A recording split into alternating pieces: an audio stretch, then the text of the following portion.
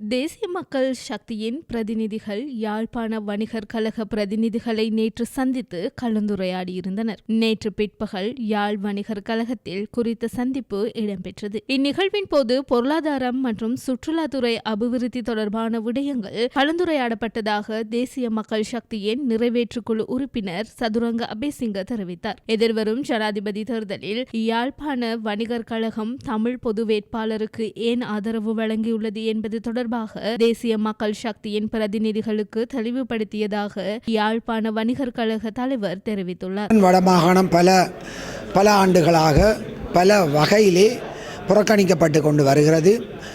ஆகையால் எமக்கு இதிலே பெருசாக நம்பிக்கை இல்லை. அந்த வகையில்தான் நாங்கள் இவ்வளவு கடந்த காலம் 75 வருடங்களாக நாங்கள் பல வகையிலே ஏமாற்றப்பட்டு கொண்டு வந்திருக்கின்றோம்.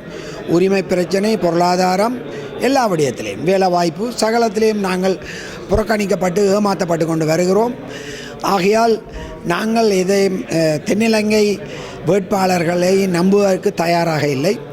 அந்த வகையிலே தான் நாங்கள் இந்த முறை வடமாகாணத்திலே ஒரு தமிழ் பொது வேட்பாளரை பூரண சுயாட்சி அதிகாரமுள்ள ஒரு கட்டமைப்பு நமக்கு தேவை என்பதை முன்னிறுத்தி ஒரு தமிழ் வேட்பாளரை நிறுத்துவதற்கு நாங்கள் நமது வணிகர் கழகம் ஆதரவை வழங்கியிருந்தது. குறித்த சந்திப்பில் தேசிய மக்கள் சக்தியின் நிறைவேற்றுக்குழு உறுப்பினர் அபேசிங்க, தேசிய மக்கள் சக்தியின் பதுளை மாவட்ட செயற்குழு உறுப்பினர் பேராசிரியர் ருவான் ரணசிங்க, யாழ்ப்பாண வணிகர் கழக தலைவர் ஜெயசேகரன், தேசிய மக்கள் சக்தியின் யாழ் மாவட்ட அமைப்பாளர் ராமலிங்கம் சந்திரசேகரன் உள்ளிட்ட பலர் கலந்து கொண்டனர். யாழ்ப்பாணத்தில் அல்லது வடமாகாணத்தில் இந்த உல்லாச பயணத்துறை முகம் கொடுக்கின்ற பிரச்சனைகள் என்னவென்று எங்களுக்கு புரிகின்றது, தெரிகின்றது.